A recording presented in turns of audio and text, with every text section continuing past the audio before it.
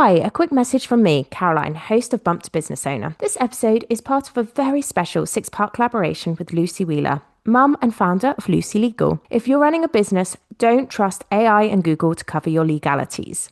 Lucy Legal was created to make your life easier. Check out Lucy Legal for real legal guidance, templates, and support. Go to the link in the show notes of this episode. Now on with the show.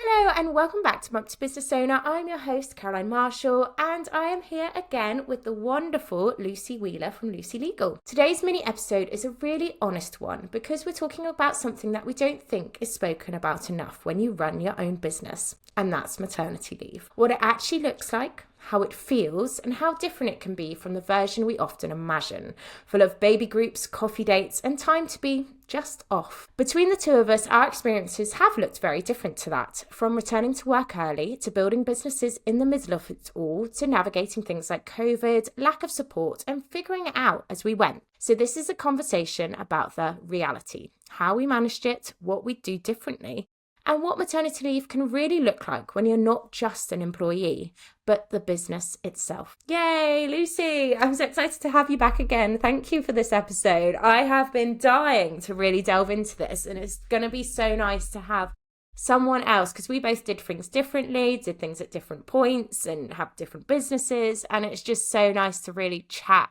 openly and honestly, and hopefully people will relate a little bit. And we're going to start with what we thought maternity leave would look like versus what it actually looked like. So Lucy, can you imagine pre-babies what you thought maternity leave would look like? Yeah, I think I thought it was going to be time off. I think you just said something then about when you were introducing it, saying about off. And I think that what I thought was definitely not what it looked like at all. And I think that people paint this picture that it's going to be going for coffee dates and play dates, and almost that it would be a really fun chapter. But then also I feel like it's painted that there's this cloud around it. If it's going to be really hard, you're going to have no sleep at all, and you'll be really grappling to like find yourself and to do everything perfectly. And I think I was pretty terrified. To be honest, I was worried about the whole thing for a number of different reasons. And I'm really excited that we're going to have this conversation because I know that we've got very different experiences. And I think that nobody talks about this at all. Like nobody's really that honest about the worry about maternity leave, because I was actually frightened to do it.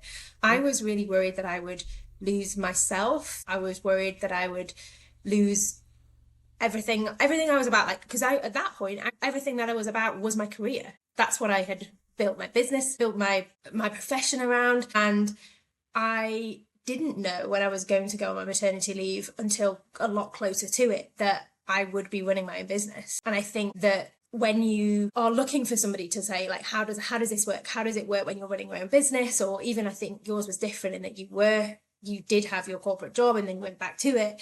I think that people don't talk enough about how you're going to feel the mixed emotions. You've got all of the things like about having a baby. Will you be good enough? Will you be able to do it? Will you be able to breastfeed? There's a huge pressure to do all of the things to do with the baby. But nobody really talks about the part where you're losing your career, wondering if you'd ever be able to get back on the career ladder and have a promotion again. You are going to be in a different situation with your friends as well, because some of your friends they already have children, or you might be the first person to have them, and everything is about to change, and you know that. And you'll have heard people probably say your whole life is going to change and it's never going to be the way it was before. And I think as a new mum or mum to be, you know that's coming, and it's terrifying. And I was really worried about losing my identity and who I was, and also all the things about the baby, and would I be good enough? I think that's what I was really worried about. People like who wanted to be mums for ages saying, oh yeah, but this is the dream, I've always wanted this. But then me thinking, well, I've wanted this too, but will I actually be able to do it? I think that was really scary for me. I love the two approaches because, oh gosh, I took the other approach of so none of my friends had kids yet. And I was in a startup where they were quite reliant on me. And I was like, well, I'm going to bulldoze into this and just not really do the whole maternity leave other than the bare minimum and go back to work. So my way of taking control of it, looking back on it, was like, I'm going to control this by just working it all around me and my career and being a career mum. And I thought that's what it looked like. And so that's why mine was so short, and then like had lots of regrets until I healed. Well, I don't know, because also don't think I suit maternity leave. So I had regrets. Now I don't anymore. You know, it was part of the journey. And I spent a lot of time with my son when COVID came. So I felt we took our maternity leave point just at 18 months old rather than 8 weeks old. But that's also fine, isn't it? Because I think that one of the big things that I really want, the message I really want people to hear and to share, is that it's your life and your decision. And if you want to do what you did, that's not wrong. Like, society is going to lead you to be. There will be people who will criticize you either way. If you go back to work, people will criticize you. If you don't go back to work, people will criticize you. But then I think it's really important for us to pause and go, will they actually criticize us? Or is it just a loop that we're led to believe that other people actually care about what we're doing? I did get a lot of, oh, you'll change your mind. And then it used to really annoy me, because I was like, because no woman has changed their mind ever about anything. And I was like, do you know my circumstances? And even if people are saying, oh, you'll change your mind, and maybe you might go, okay, I'm looking forward to changing my mind and I'm really excited for this chapter, but it's your decision to make either way, whatever you do, the whole way through. And I think, as you just said, maternity leave does not have to be the very first moments a baby is born until like just 9 months. That isn't just the only thing that you can do to create an incredible bond with your child, or also to ease yourself into this whole new way of living and life. You can do what you did. I mean, yours was almost forced upon you, but you can take that later period. Someone is listening now and they're like, I didn't get the maternity leave I wanted. I want to now not put my child in nursery and I want to now be flexible. You can do that. And that's what's really exciting and empowering about being able to work for yourself, but also being able to make the decision at any time that you can change your working pattern, whether you're employed or not, and what job you do. It's more tricky if you're working in an employed role, for sure, but you can make that change and say, actually, this is the life that I want to shape it in this way now. I so agree 100%, Lucy, because I think it's so important to highlight, because now my kids are 7 and 5. I have far more flexibility and time with my kids than friends. A lot of friends I see who took a year maternity leave for each and have to go back into their corporate roles and working it, and very strict structures, and everything is working around that, versus mine's a bit more fluid. It works around the business. Sometimes it works around the kids, like you, Lucy. And it is that awareness. I think the employed world has made it, this is your time, and then you go back if you're a career person, otherwise you're not. And that's what I thought in my head when I was doing it as well. But actually, as a business owner, that very needed discussion of like, maternity leave might not be your time, but you can reap those rewards later. 100%. I said to my husband so many times, this is where it comes into its own. This is where the hard work pays off. And it was when we hit that year mark, I said, this is what we've built this for, because that was the point where like a lot of our friends were sort of a little bit further ahead in the journey than us, possibly, and had their families, had their children, and they were going back at either 9 months or the year point. And even at the year point, it had been really hard financially for people to stretch it to that year. And we weren't going back. Neither of us were. Neither of you. Love it. Yeah. So like, we didn't, and we changed it. And that was a thing, but it had been really hard for sure. But it's hard for everyone the first few months, whichever side you're on. And I think for us, we were like, this is coming into its own now. And then especially we've got 2 children into the second one, that's when things really did change. And even as you say now, it's a lot of hard work running a business and having children, because you don't get the set maternity leave, even to the point where it's even hard for them to calculate sometimes what your leave would even be, and any sort of payments you'd get around it. And I think, yeah, it's a difficult situation to be in, but I think, as you say, it's really just nice to be able to be on the other side and have that flexibility and know that you've built that, maybe by making sacrifices early on, but as you say, you actually can make really great memories now that are different with your children, and they remember them too. You didn't know till closer in that you would be a business owner with maternity leave. What planning or not planning did you do for this? What did you prepare or not prepare before the baby arrived for you to have time off or not? So I suppose I had 2 maternity leaves, or not, and did them differently and was in different situations. At the start, I was working full time. So I actually handed my notice in just before we became pregnant, because we'd been suffering losses, we'd had recurring losses, and it was awful. And I believe it was the stress of work and having a high powered job in the city, and just the stress that took with me on that. So I'd just given my notice in. We then got pregnant again, and I now have a baby. So I sort of did know that I was going to be able to that I would be able to have some leave and what that might look like, but I was in no way prepared to sort of, not like, it was 8 months, I think, 8 months to suddenly be like, okay, we've got to build this business up from what really had just been a hobby side hustle. I mean, you love to ski the same as I had built a business that I just wanted to earn enough money for a ski pass for once a year. So I just was sort of trying to get £500 to £1,000 worth of revenue in the year. It was not a viable business that would actually support me and my family. And it had to go from there to supporting me and my husband, because we decided that he would take shared parental leave. And so that was actually a fascinating scenario in itself when we got to the part where it would be happening. We were trying to put all the finances in place. And we actually had my business accountant, who is fantastic, the accountancy team where my husband worked, and he worked as a HR director. So somebody they very much knew about HR and all of these kind of things, and their accountant. And I was not part of it, but trying to grapple with how you curtail maternity leave as a business owner if you're self-employed. And we ended up calling like HMRC, we're having loads of conversations with them, and I was like, why is it so difficult? They're like, no one's ever done this before.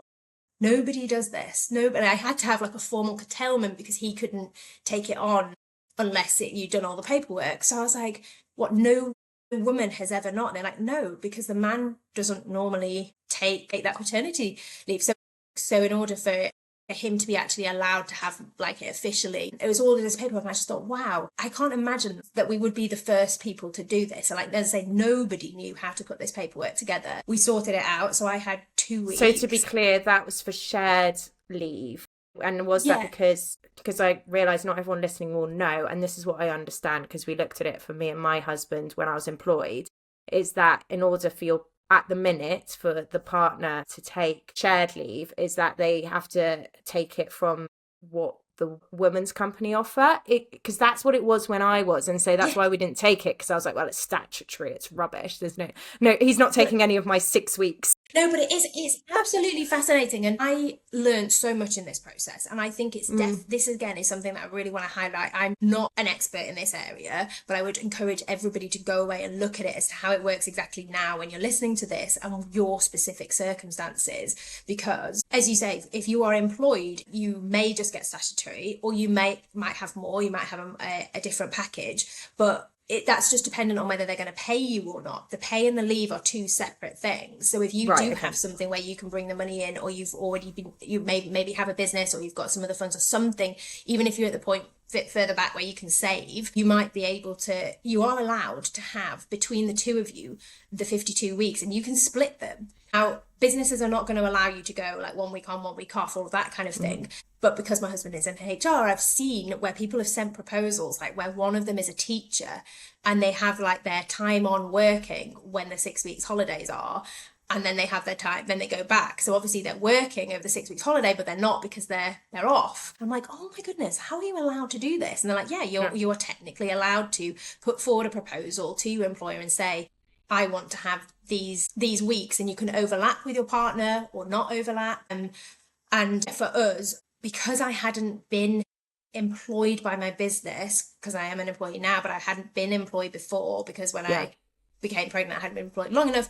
You have to be employed a certain time. So I was only ever going to qualify for just statutory. Like I couldn't get the full package. It wasn't going to be very lucrative for us. But for me, as I said, I was terrified. I didn't want to be by myself. I didn't know how I was going to cope alone with really long hours with a baby by myself all the time. And I feel like, I know you're not meant to say this, but I feel like I did do a good job and I was a good mum in that period, but I was so worried I wouldn't be able to do it that I wanted someone else to be there with me, and to think I made the decision that I would rather work more and work late hours and work really flexibly, and it'd be very difficult, but for my husband to be there, being the primary person for the baby, than just do the whole thing by myself. And that is very unique and very different, but it was something that we wanted to do so we could be together and have that little family unit. So if anybody else is in that sort of situation, if you are the person that's running your own business and you're husband is employed or partner is employed, that is an option available, which worked so well for us and which we adored. And throughout that time, I still breastfed the whole time. It's stupid because I did every single night feed as well. Our baby would never take a bottle. I did every single night feed and ran the businesses. And I remember being in the office, and my husband, I was like, what are you doing? And he's like, I'm just going to take a nap. And I was like, oh, and he's like, yeah, they say, don't they, like when the baby sleeps, you're meant to sleep. I was like, I think they say that if you've like been up all night, not if you're just the person. Not that he should be doing anything else, because like it's exhausting, isn't it? I was like, okay. And how long were you doing that for? Like you two together like that? The whole first year. Wow. So he took the whole year off? Yeah. So he took the year off, and he was always going to go back, and then he didn't. Because I have just been so fortunate with this business that he didn't need to go back. And so it inspired him and gave him the courage to take the leap and do his own consultancy. So that's what he then did. And then we just sort of got into the swing of things. And then we had another baby, which then looked very different. And I wanted to take more time off with her. So I was going to take 3 months off, like completely off. But I'd obviously got 2 and 2, they're quite close together, sort of 23 months. So it was like both of them around, but I wanted to have that 3 months off. But that baby was very different. And I think that this is the thing that I would want to highlight to everybody, is that not only is your circumstance going to be different, possibly each time you have a child, it's that the baby is so different as well. Oh yeah. My first was quite a good sleeper actually, or just quite good at being put down in general. He was quite independent. He was like, yeah, I'm too hot, give me a break, kind of thing. Whereas my second, it was like, nope, attached to me, wouldn't sleep unless I walked him around. So all those things of like, all the evenings, I didn't have them for so long with him, because I thought, oh, at least at 6 months, I thought I can start to do evenings. That was like a plan in my head. And then I was like, nope, the baby's still up. This one does not want to be and he was very sick, and he just didn't want to be apart from me. And it is like, you know, what everyone says, like if you have 2 or 3, it tends to be one of them is like a Velcro child, and he was my Velcro child, which you never know, some people can get that with their first, and you don't know what all of them are going to be like. I don't think I appreciated that enough. I am going to say this because I think it's helpful to hear that I loved having the children. I adored it. They were the hardest but best times of like my life and our life as a family. It was really hard, but I loved it, and I don't think people say that enough, that they actually adored it. But massive caveat on all of that I would say our first baby was very easy. And I remember when we'd had her and we were going, why not say this is so hard? Like, it's not that hard. I had the same with my first as well. I was like, this is easy, I'll have another one. Yeah, and we were saying like how much we didn't say anything, because this is the thing as well. Society doesn't allow you to enjoy those moments. It feels like you don't want to say, I love being a mum, I'm finding this easy. Because don't get me wrong, obviously I was finding lots of parts of it hard. The breastfeeding was really tricky to get my head around. And then the late nights and all of those things. But you kind of knew that was going to happen, and I was really enjoying it. We had a very happy baby. As I say, it was lovely. Like, we were born in April, beautiful sunshine. We did all of the things. I think April was such good planning. Yeah. It was perfect. Lucky. But that was perfect. And I didn't ever want to say, easy is definitely wrong, but like that we were enjoying it. I felt that I wasn't able to say we enjoyed having that at those early stages of motherhood, because I didn't want people just to be cancelled and people be like, oh, that's not relatable. But oh my goodness, the second time round, we had a baby, as you say, Velcro baby, very colicky, very poorly all the time. I remember going into the GPs like I'd gone in so many times, and I just had got in the car seat and I just said, you have to help me. There is something wrong with this baby. Like, help me. And I think that then like took me into a side room, and I was like, I was really emotional, and it was really hard, but I wouldn't have known that unless I'd had the first baby. You know, like I only knew that there was, and then she went and underwent investigations, and look, she was supporting and things. I think that would have been my first child, I'd have thought it was me, like, yeah, what am I doing wrong? Why does this baby cry all the time? Why can it not be put down? And she was so, like, I don't want to say hard. It's probably bad to categorize them as hard and easy, isn't it? But that's how it felt. Every day was really hard and really emotional. Yeah. There's no bandwidth for anything. And as you say, then you get to the point where they do sleep, and then you're like, Right, let's open the laptop and start some work. Yeah, I hard relate my second one, and it was COVID first with the winter COVID and everything. It was just and that when you say with that joy piece, that's really interesting how you enjoyed that, but felt like I feel like that as the kids have got older. There's always so much, oh, it doesn't get easier, it just changes. But for me, because we found our early years so hard, I almost feel like no, I want to be that person who can say it gets easier for some of us who found those stages, because I had job loss and COVID and two babies in COVID, essentially, as you did, Lucy, around that time. And I think for some of us, I speak to some people in my parents group who are like, oh, I actually didn't mind COVID. We spent time together. And I'm like, I really hated it. My community weren't there. I needed them. So you had your first, and then you went back. So how did that feel like making that decision? Did you feel different when you made the decision to then like when you actually have to implement the decision? The decision was made very early. I actually extended it by 2 weeks. I was going to go back at 6 weeks part-time, have 4 weeks working part-time, and then back fully at 12 weeks. I extended it to 8 weeks and then went back to part-time for 4 weeks, and then after that full-time. And so I'd already made the decision. Of course, everyone was like, didn't believe me it was going to happen. But then also no one had access to our finances. It was statutory maternity pay, and trigger warning, this, some won't relate to this, but our baby wasn't timed. We were planning on getting married 4 months after the baby was born. That wedding had been planned with no baby in sight. And so I was kind of thrown into this situation, and I ultimately didn't trust, for good reason, my employers, and was trying to go down the controlling route, which I think a lot of us mothers do in different ways. My control route was clinging on to my career, clinging on to who I was, and not changing at all with this baby coming, clinging on to the wedding. And the reality was, and I actually loved the 6 to 8 weeks I took. I had the best newborn period, like you. He was a great baby. He fed well. The birth was positive. Everything about those early weeks, I just soaked up. And I think there was something lovely about that, was that because I knew I didn't have much time, I really, really had an amazing 6 to 8 weeks with my first baby. It was wonderful, and he was the dream. And now I think actually I'm so pleased I can look back and I had that, because with my second, I didn't have any of that time because he was in hospital. So I'm like, at least I got that dreamy 6 weeks with him. But going back to work was awful, terrible. Worst, they was all about money. They tried to put me on high billable hours, as well as a huge amount of responsibility for managing all the clients across the business, which was my actual role. And I wasn't doing well, and I didn't do well with my with the client I had at the time, because it was just a very challenging client that I wasn't supported with at all. So I felt like I was failing as well.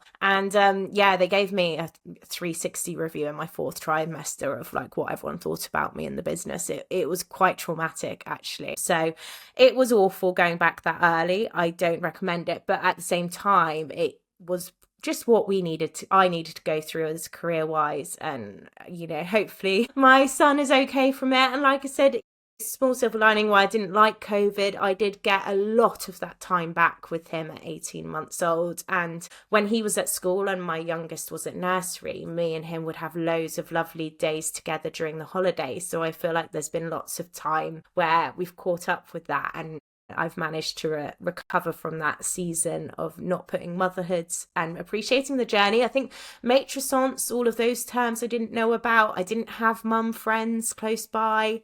It was all so new to me, and I kind of wanted to keep my friendships, keep my relationships. So yeah, I found it very hard, which is why I actually really loved maternity leave the second time round as a business owner, because it was all on me. Yeah, and I think that you clearly and understandably sort of look back on it with hindsight and say like you it wasn't how you'd have wanted it to be and things. But I think that firstly we need to acknowledge the fact that you went back, and when you say went back, you don't mean you opened your laptop on the sofa. I'm guessing No. you mean you went back into I went back. There was some virtual working, but it was 3 days a week in the office kind of thing, and they were trying to. And so you've got the juggling of all of the logistics of leaving a child and all of the emotions of that, but also the physicality of it, because for most people, and I would imagine nearly everybody, by 8 weeks you are no way even nearly healed. You are still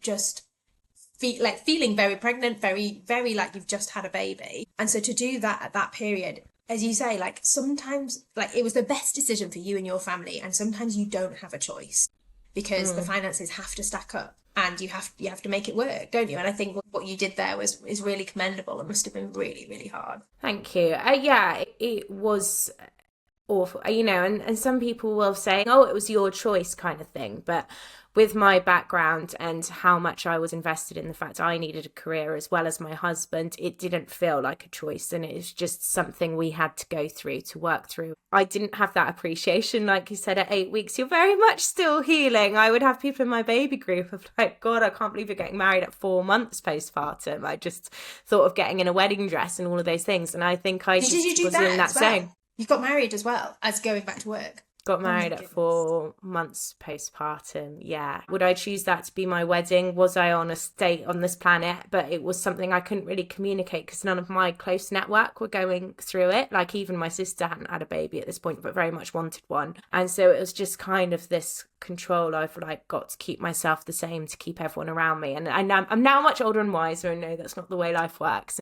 But it's also really hard because you don't know how those moments feel after having a baby, and you said like, were you even on that plan, like how numb you feel afterwards, and that you can't properly make a decision because you are like you've made the decision, and probably lots of other people had probably asked you or maybe had conversations with you beforehand, and you've probably, because the way you've even described today, you're very steadfast, that's what you wanted to do. And if you want to hold on to your identity and you want to do that, that's up to you, and there is no judgment or anything for like at all from me or from you, but for like I just think that we have to make the decisions that are right for us at the right time, and then even when you've made that decision, knowing that like you're doing the best you can at each stage for you and your family, and then it's going to look very different, and what you need is going to be very different. And I think that was one of the things that I found the hardest was, like you, I love to plan, and I had the whole plan of how it was going to be, and it doesn't go to plan, and that's really hard, as you say, because you have to let go of control of everything. You are losing everything about the old life, you are, but you gain so much more. And it's not to say you weren't happy at all, it's just that it's just the most incredible experience of completely changing your life. And especially for us, because it all happened at the same time for us, like both of us had stopped working for the places that we were working. We both were all of a sudden not employed anymore, and like he was employed but he wasn't having to go into work all the time. And so we were just like, wow, this is really weird, like all of a sudden you've got this baby to try and work out what you're meant to do with. It's just fascinating period of life, and as you say, and for a lot of us COVID was in there too, so it was just absolutely, you look back, don't you, and you just think, how did we do that? Like how? I saw a great meme the other day where it's like some young actor talking about like parenting in the 90s, and then you're sat there looking at them. I think Cillian Murphy it is. He's there sat looking at them like just nodding like, yeah, I was a mum through COVID and now dealing with everything we are in the world. But what you said about identity and relationships, I'd love to know, how did it feel for you? What you were very focused on work and tag teaming, you were full-time breastfeeding. Did you do any of the normal relationship building with mums in that period, that sort of mum stuff during your first baby at all? And do you feel you missed out on that at all? I definitely missed out. And one of the things I would say about motherhood, and this is probably different to a lot of people, but also will resonate with a huge proportion of people too, is I found it really lonely.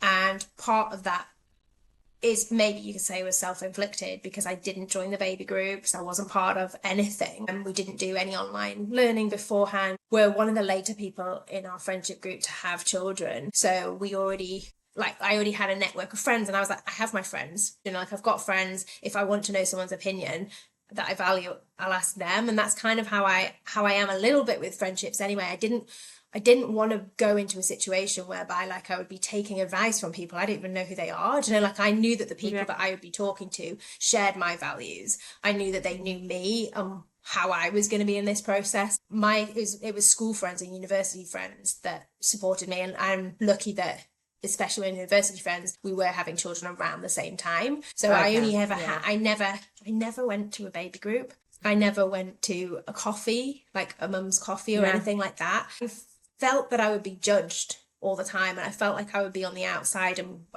I think I preempted the fact that I would feel different to everybody else. And I did go to the swimming class, the baby first swimming, and I did love that.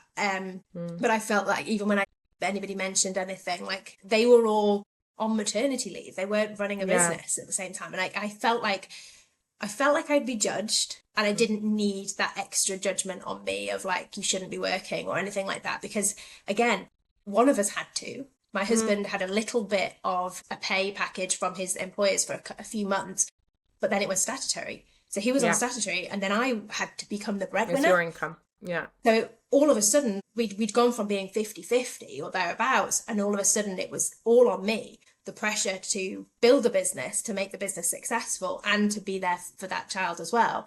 And I didn't really feel like I had the time or capacity to go on coffee dates with people. No. So I didn't. I think you made absolutely the right call there, because that judgment, sadly, and I don't think it's intentional, but it was my insecurities, probably, but that's what I felt. And then I felt I was always kind of being left out, which is not what you need during that time. And it is because you're not around and no one's got the time to really get to know you. And I had too much going on. And I think actually, Lucy, you might have made the right choice there. It's just sad though, because I think as someone who runs your own business, where do you fit in? Yeah. Because you don't have a proper maternity leave. Even if you're creating something for yourself, let's face it, your brain is still partially on the business, even if you're taking time out. Are you relatable to anybody? And it's really hard. And I have to say, I actually felt very lonely. Like I didn't want to complain because I had chosen that life. We were so desperate by that point to have a baby. So I was just so grateful. And I think that's where it's really hard, where you feel very torn to share how you feel in the motherhood journey, because you always know that somebody else has probably got it tougher than you. I had chosen, you know how you said like people say you had a choice. I felt I had chosen that life and I did really love it. So I was never going to say, but I did feel lonely. And I don't think, it's not like my overarching feeling of looking back is loneliness at all. But I think, you know, when you asked me that question, what was the relationships, what were the friendships like? I loved being able to meet up with a group of my I say actual friends, but you know, like friends that I had before motherhood, that and meet up with them and their little ones.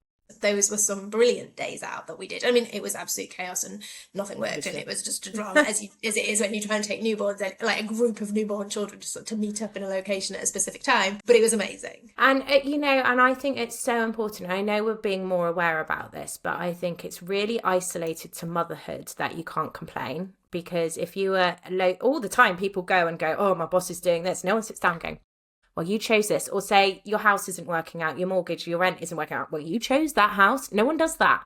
And I think this is so it with motherhood. And I think this is one point we could really change, that you can be so grateful and filled with joy, as well as be going through something that doesn't work for you and not sure how to get out, whether it's your job, your work, how that stage of motherhood, whatever's going on with the baby, the child. And I think that's why things like this exist, and why actually I've ended up having more comfort from my founder friends than any of the mum groups or anything like that, because most of the founder friends end up being mothers or just respect it as a journey alongside the founder world, you know. And I think that's where I found comfort personally in real strong relationships. I think you're right. And I think, do you know what, I know you say it's mostly motherhood, but I do think the same can be said for being a founder, that you've chosen actually, it. Do you know, like when you feel, as you say, like you're so grateful and you know you're so lucky, but it doesn't mean that it's not hard, that there aren't some really hard, and I don't mean just days where you've not slept, that kind of thing. I mean like really long, hard periods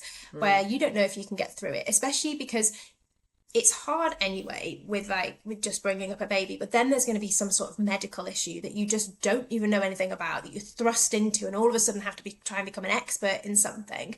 And if you're a founder as well, you're trying to spin plates on the outside the whole time, and you're navigating relationships with friends, you're navigating relationships with your partner, you're navigating the internal situation with yourself the whole time, thinking this is amazing, this is what I wanted, I made these decisions, I chose to work for myself, I chose to have this baby, but it also feels really out of control and I don't know who I am anymore. And I think the misconception I had is that everyone said you change and you'll lose yourself, and there'll be this period of where there's like life before being a mum and being a mum, but that doesn't really encapsulate what happens properly, because you're not a mum and as soon as your baby's born you become one, but there's this gap in the middle where you don't feel yourself, and you sometimes feel very numb.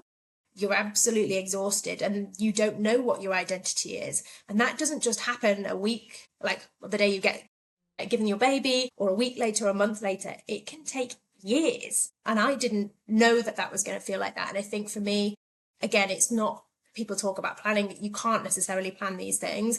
We had two babies that were relatively close together, and that was partially because we'd had losses and we didn't know how things were going to go. So we were very, very lucky to have babies close together. But that meant for me personally, I had 1 month where I actually felt normal in basically like a 4-year period.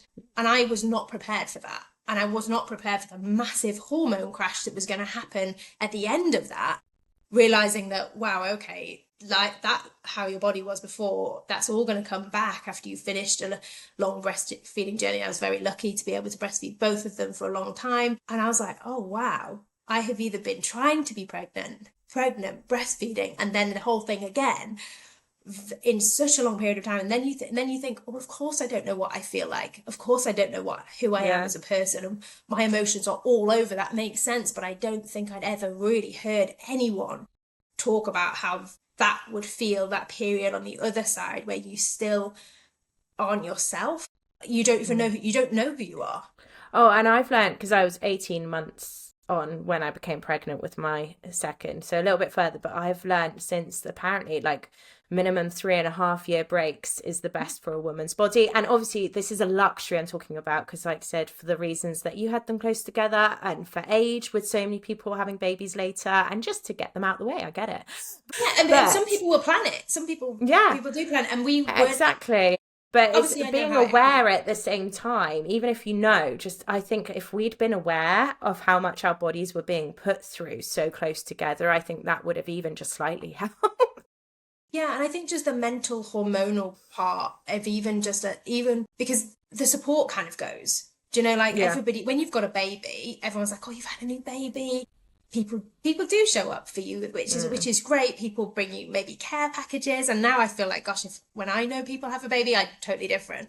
But you could take people food, you leave people food on the doorstep, and we had like my partner's parents live close by, and sometimes they'd be like, oh, just give us the bed sheets, and I remember them doing that. I'm thinking, oh, thank you. Do you know, like every time they took one of those away, I was like, oh, it's one less thing, and they just bring them back, and then nothing that was ever said. It wasn't like they were doing our actual washing, but they were just doing that so you could have that nice, because you're obviously often feeding in the bed loads, aren't you? And that was just such a lovely thing for somebody to be doing for us. But they do that for a little bit when you've got a newborn, and that very quickly all ends. I didn't realise all the phases you're going through in this motherhood journey, where it's really, really hard, and then your hormones are everywhere. So like the fact that you may have had a baby and then fed that baby for a year, and then you stop feeding, and then you're going to have that hormone crash. But nobody's going to be asking you, like, can I do your sheets? 15 months down the line, are you okay? Do you need any help with these things? And that's when that's when sometimes I think was the hardest point for us, was a lot further down the line. I hugely agree with that. And I've got to throw in the neonatal intensive care as well, because people just assume, because people really do show up and amazing when you're in the thick of it. But when your baby's better on the service, better medically, lots of places when you're coming out of NICU, you don't know how the future development-wise is going to look. And you don't know for any child, but you especially don't with ones that have been through a lot. And, often it can take 2 years for your PTSD to kick in. That's if and it's often longer for mums and women. They say women, but I'm going to say mums. Yeah, that loneliness when you're like, I'm in the thick of this in my head right now. Or your children, whatever hormonal crash you're going through. And I think it's really important to talk about that. And that's why often talking about maternity leave all at once, if you're a business owner, maybe that I had a whole year where I definitely had less in the business and less growth, because I was going to therapy and working on it. And I'm like so grateful I had that year where I didn't realize it in that moment that it was all like just ticking along and running rather than growth. But now I look back on it, I was like, oh my goodness, that was a whole year where it on the surface looked like we're growing, and we were a little bit, but it was mainly me sorting myself out from the 2 years previously. And what a privilege that is versus the working world. Yeah, I mean, I regularly don't know how people who are working in an employed role, mothers, parents, do that. I just the setup is completely just doesn't help anybody. But I think when you're describing what you went through as well, and it's that part of it's delayed, and you don't appreciate, like, people will probably be thinking, why are you not showing up to support me? I was there to support you. Like, why are you not being my able gosh, to I show up? definitely had that a lot. I think after Jasper, it's your second, why aren't you supporting this? And I'm like, I don't want to talk to any of you because I can't relate to this, especially second children. I was like, no, like, I'll see you in a couple of months. Don't ask me any questions. And I think it's really hard. Like, I think at periods I've been thinking, like, this is really hard. Like, when the WhatsApp groups go quiet, do you know? And you're thinking, like, why are even just friends who we wouldn't necessarily be talking about children, but like in terms of like, why are we not having conversations? Why are we not meeting up? Why aren't we doing the things? And it's because they're going through the thick of it too. And it took me a while to realize, because their children are all that little bit older. And as people say, it doesn't get easier, like the hardness changes, and it is exhausting in a totally different way when you're starting to take them to school and all of those things. The motherhood thing changes, and in many ways it is sometimes, you think, easier if you've had I don't want to say easy baby because it sounds so bad, doesn't it? But if you've had a baby where things went to plan and you didn't find it difficult, then you can then still have those difficulties further on. It's when they start school, or maybe they've got, as you say, there might be medical things or learning things or loads of different things to navigate, and we're all just trying to do that being a parent, and it's really, really hard. And you can't then necessarily show up that you wouldn't know that other person is being quiet because actually they're going through postnatal depression 15 or 16 delayed. 18 months later, or as you say, PTSD, yeah, like I said, 2 breastfeeding years. drop. Yeah, exactly. I remember having a friend, and I think actually when you've had a slightly easier baby, it will hit you at some point, and it will hit you hard when it does. And that's something I shared with a friend when she was kindly open up struggle, because another friend, it seemed like they were swimming through everything in the newborn stage and birth. And I was like, wait, and I'm not wishing it upon them. I said, wait, it will come. It will be like the toddler season will be super challenging or something like that, because that was it. My first was an easy baby, and then they became a toddler and like wouldn't walk in the right direction during COVID, all of this. And I was like, what is this? This is awful. What are toddlers like? And it hits you at a different stage if your baby's smoother, let's just say, in the first one. Yeah, and I think that that's the biggest lesson I've learned with motherhood, is that it's so different.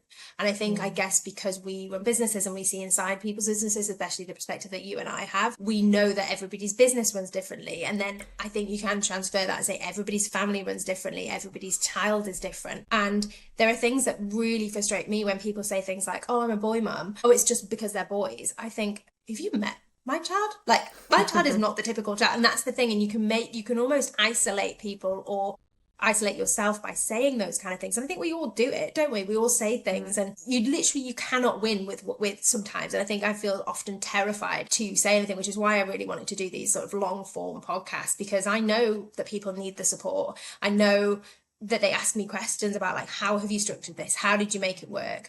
What were the like practical tips that you have? I know that people need that advice, but it's so hard to like share it in a way that, like, I almost feel like I'm putting my head above the parapet here by saying any of the things, because I feel like you just can't win when you're trying to navigate all of this. Has there been something, though, that you can take away from that time? Because, obviously you're a corporate lawyer, and I'm sure when it came to work, there were no boundaries with you. I can imagine. And when you became a mother, you learned all the boundaries, and you had to, because you had to go feed your child and then do something and be a mum. What's something from that period that you keep to this day that's been really positive now your children are a little bit older? What's a boundary that you've managed to keep? Yeah, I mean, I don't think I even knew what the word boundary was. I mean, I knew the word, but I did not understand the concept. It just is not something that comes up in a corporate environment. When you're a lawyer, a client says jump and you say how high, and you do whatever they want, you exceed their expectations. That was the very corporate, and I suppose now antiquated, like, it's not run like that, the world, anymore. I know that Gen Z come in and they don't just give their life to business, but just so we're clear, that I'm a millennial, and that was me. That's what we did. Yeah, I was like a stick of rock, and I had the firm name going through me. I was them to the core, would do anything and give up anything, like took calls when I'd gone away for my wedding on cases. So I was very much committed to the job, and it was me. And that's why I think it's very hard then to pull out the identity, because you are your job. But for me, somebody said to me, when you say yes to somebody, you have to be saying no to somebody else. So if you're saying, yes, I can do that call, you're saying no to spending time with your child. If you're saying yes to taking on a new client, you're saying no to the brain space of being able to do something else. And I hadn't ever thought about it like that I don't think I'd ever reached that maximum capacity, which I am now at all of the time, where there is no space to think about anything else. Like doesn't matter how much you've delegated, you just are so full that therefore there is something has to give, because before it was just sleep. You just sleep less, you just work on the weekends, work on the evenings. There was always more time to give to clients. But I think that there was definitely almost like you had to learn to rework as well. Like the way I worked for that chapter of my life, and it gave me a very successful career. And I've not gotten rid of all of those tactics and those methodologies, but I definitely had to change my expectations of things as well as client expectations. Yeah, I love that, because I think I went to a dinner and there was a different mix of founders there, all women, and one who'd come from corporate wealth, and so all just used, like your background, worked all the hours, late, and then she was running her own business, not a mother, and she's like, I just can't pull myself away from my desk, I feel guilty. And I just couldn't relate to it, because I was like, I've never had to run my business in that style, because my kids have always been there. I'm like, no, like, there's always something to do, but if I need to go, I need to go. Yeah, and I think, and then again, it's like everybody has a start point and a different start point, don't they? And I think, let me share the practical planning tips, because I definitely didn't know these things enough at the start. But looking back now, after having 2 maternity leaves, these are the things that I would do and what I would advise a founder mum-to-be to do. I would say one of the key things is start training your clients as soon as you can to be dependent without you. Because I don't want to say no boundaries, because I just loved what I was doing. If somebody asked me a question on an email, I would respond to them immediately. If someone sent me a voice note, I would respond to them immediately. I'd listen to the voice note. I wanted to just deliver that level of service. What I realized then, though, is that they were used to me responding right away. So I did do this before my first maternity leave, is I slowed everything down. So if I'd got an email at 11 o'clock and I'd read it and I could have actioned it right away, I didn't send it till much later. And sometimes if something came in the afternoon, I wouldn't send the response till the next day. Obviously, if it was urgent, I would. But I basically slowed down that immediacy of responding so that I gave myself breathing room, because I could tell that sometimes I would be with baby, or maybe I would be taking time off, or I didn't know what those first few weeks would look like. So I was just slowing everything down to give myself breathing room, because I knew that I was still going to be working during that period. So it was really important for me to just have a bit more control. I'll add in delay send to that, because then you get it done, but you're taking away the urgency feeling that clients rely on you for. So I think that's such a good tip. Schedule send was literally the best feature I've ever discovered in my entire life. And to be honest, I sometimes would not do that because of the nature of what I was doing. I was like, I'm going to read this in the morning with slightly fresher eyes. Yeah, I do that. Check it's what I want to say. It depends what it is, isn't it? And also, just being able to keep those parameters of you being available, not late at night, because I think for sometimes, it actually really worked well for me that founders wanted to talk in an evening, because I predominantly support small business owners, and a lot of them are sort of solo founders. So if they wanted to talk about the legal matters in the evening when they finished doing the day job, that was actually brilliant for me. So I did sometimes have pockets, as I say, it was just training them to work in the way that you want it to work, or that you can slow things down so that it's not thinking like, well, what's she doing? She's not committed, because I was committed, and even I was thinking about them all the time, even if I couldn't get to email them back. So I would say definitely I'd say it's training. Start training your clients to know where you're going to be. I'd consider whether you need to take on more team support and train them early and get them going in the business. That was the main hire I took on, so that I had somebody basically on client experience and making sure that someone was on the mailbox, because I didn't want there to be any drop in service level, so that I knew that the clients were always being responded to, even if it wasn't by me personally. So that was really important for me. Getting ahead on the things that you need to as far as possible. They were sort of comes into 2 phases. Getting ahead on things that will move the needle in the business. So things like doing podcasts, things like showing up, being in rooms that you know that you need to. Where you know it's going to be a trickle effect that just because you do a podcast, it doesn't then have an impact right away. It grows and then you can leverage that. Yeah. So I was making sure, didn't do this till the second time, but strategically, I was showing up in the rooms that I needed to be in so that I had been present before I needed to be.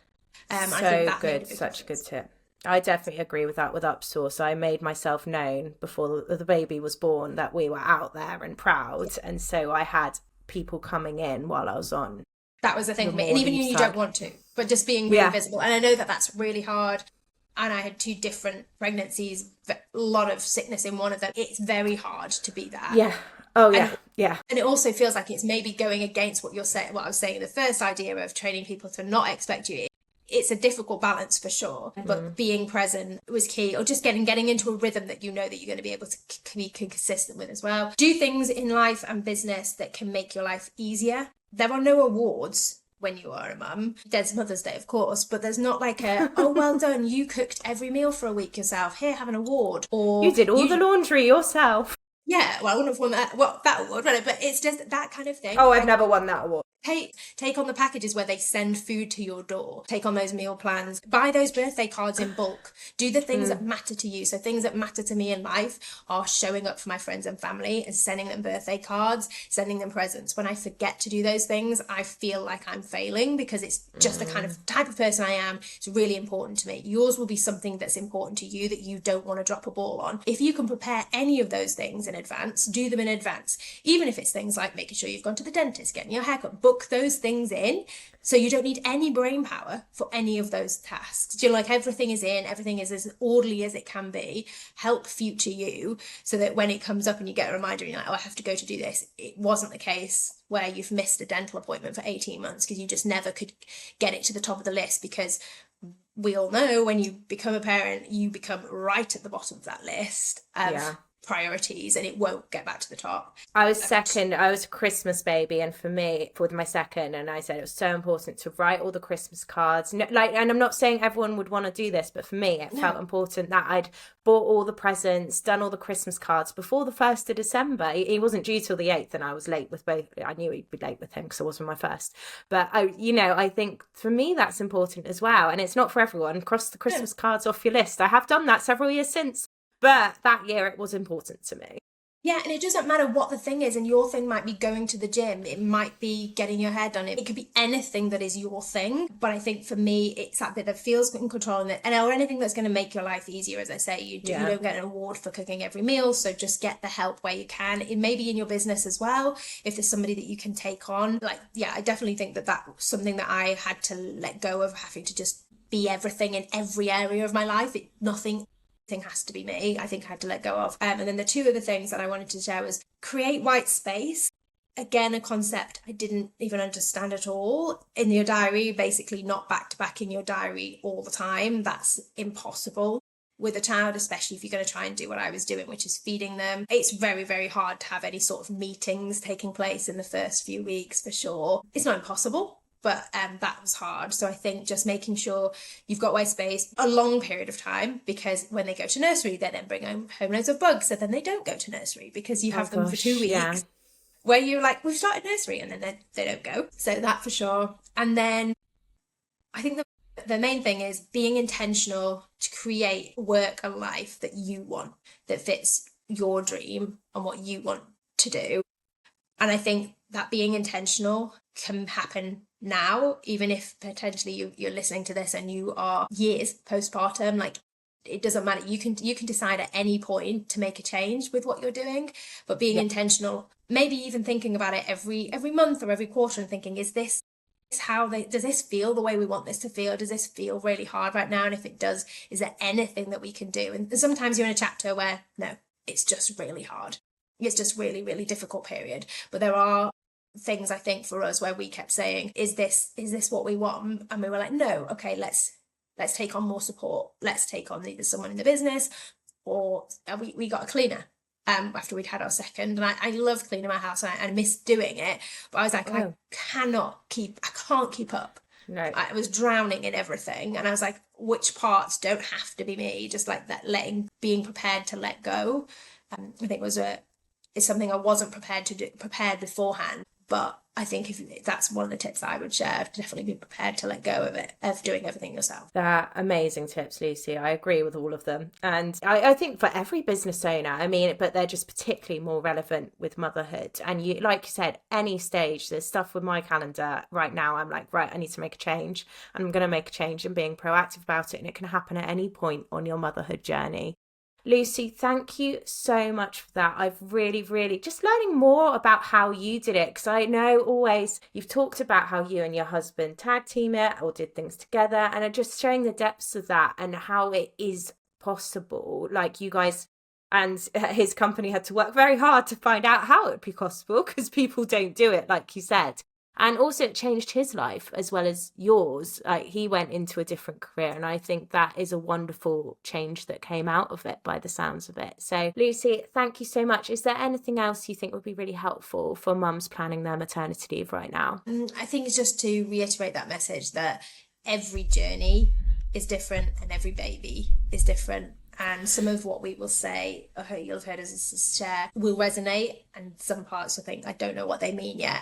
But you will, and it's so different. So I think just try not to be so hard on yourself, because I know I really struggled with that. And the fact that you are doing a brilliant job, whether you are about to have a baby and you're growing a baby, or you're in the early days and it's really tough. Yeah, you're doing a brilliant job. That's the message I would say. We all are doing the best that we can. We really are. So well done, everyone listening to this. And you, Lucy, you are done an amazing job and still are doing an amazing job, and I look forward to our next episode together, so thank you. Thanks for listening to that special episode brought to you in collaboration with Lucy Legal. Over 6 episodes, we'll be discussing big topics in motherhood and business, relationships, finances, maternity leave, and AI. If you're a business owner and want to make sure that your legal terms are correct, and most importantly that you are covered, go to Lucy Legal for real legal guidance, templates, and support. Link in the show notes of this episode. Thank you.